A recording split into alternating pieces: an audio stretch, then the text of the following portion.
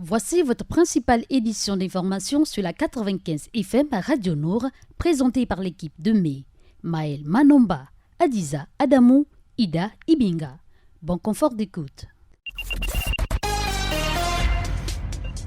Radio Nour, il est 16h. Assalamu alaikum fidèles auditeurs, merci d'avoir choisi la 95 FM Radio Nour pour vous informer. Voici l'heure de votre journal. Le sommaire de l'actualité locale. L'audience de la rentrée solennelle de la Cour constitutionnelle pour l'année 2020 a eu lieu le mercredi 15 janvier en présence du président de la République, son Excellence Ali Bongo Ondimba. La maquette de ce quartier du futur est tombée depuis quelques semaines, démarrée en 2013 avec une grosse publicité. Ce chantier n'a pas évolué depuis 7 ans. Tous les matins, les Librevillerois se bousculent pour emprunter un taxi. Le fait est beaucoup plus visible en période scolaire où les élèves et les travailleurs se marchent dessus pour se faire transporter. Le développement, c'est juste après le titre.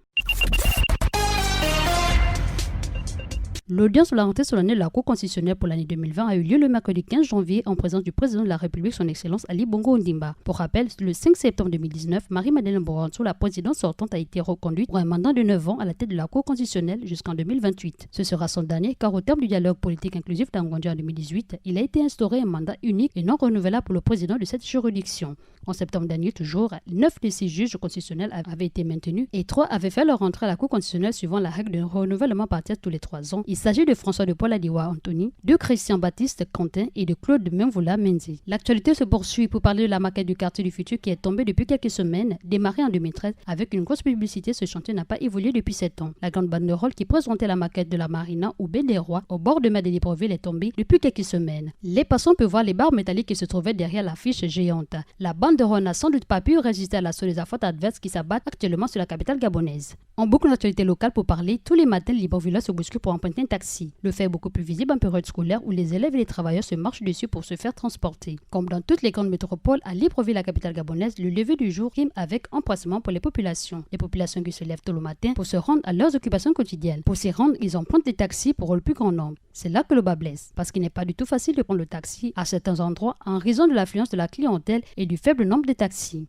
Nous poursuivons notre actualité avec la page internationale. En Côte d'Ivoire, le camp de Guillaume Soro s'organise après la tentative ratée. Ajoutons l'actualité africaine des 7 royaumes de Dahomey de retour au Bénin. Ensuite, la Chine tisse une nouvelle route de la soie en Birmanie. Enfin, le Sénat américain ouvre solennellement le procès en destitution de Donald Trump. Le développement des titres, c'est tout de suite.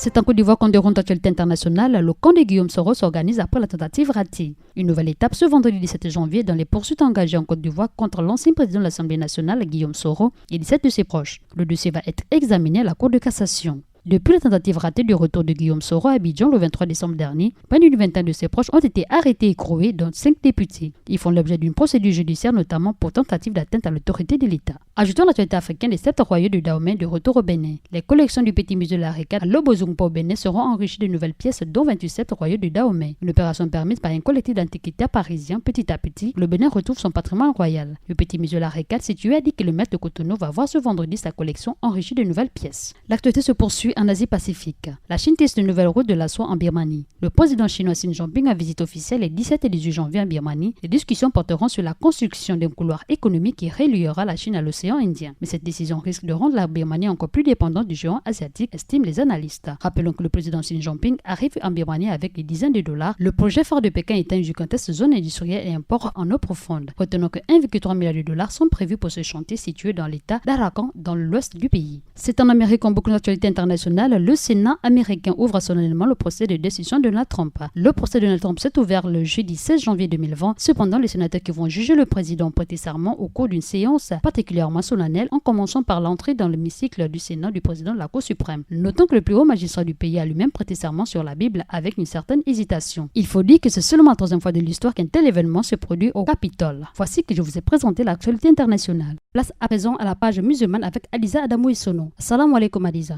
Wa alaikum salam. 3 titres font l'actualité de la page musulmane du jour. 14 civils ont été tués dans un village peul du centre du Mali. En Libye, le maréchal Haftar se rend en Grèce pour poursuivre son offensive diplomatique. Et au Caire, le chef du Parlement libyen demande le soutien des pays arabes. En On ouvre la page musulmane du jour au Mali avec 14 civils tués dans un village peul du centre. Au moins 14 civils ont été tués dans la nuit de mercredi à jeudi dans un village peul du centre du Mali selon des sources concordances. Sinda est une petite localité située à une dizaine de kilomètres de la ville de Douentza. C'est dans ce village, habité essentiellement par des peuls, que ce jeudi, peu avant 1h du matin, des hommes armés sont arrivés. Selon des témoins, ils se sont attaqués aux civils avant de brûler des cases. L'attaque a fait au moins 14 morts. On poursuit l'actualité du monde musulman en Libye avec le déplacement du maréchal Haftar en Grèce dans le but de poursuivre son offensive diplomatique.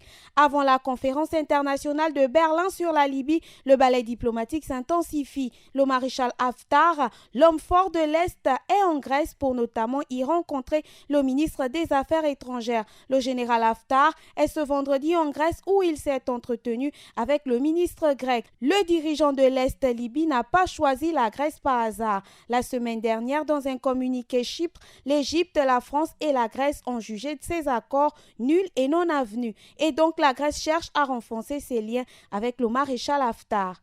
On clôt l'actualité dans le monde musulman au Caire où le chef du Parlement libyen demande le soutien des pays arabes. Après l'échec des négociations à Moscou, Berlin accueillera le 19 janvier une conférence internationale pour pérenniser le cessez-le-feu en Libye et relancer le processus. En attendant, la tension reste palpable à Tripoli. Le dossier libyen est toujours l'objet des multiples déclarations et contacts téléphoniques entre les responsables internationaux. Le chef du Parlement libyen basé dans l'est du pays et acquis au maréchal Haftar était mercredi dernier dans la matinée au Caire devant le Parlement arabe rattaché à la Ligue arabe. Il a affirmé que l'armée nationale libyenne dirigée par Khalifa Haftar continuera sa mission et entrera prochainement dans Tripoli pour libérer des missiles.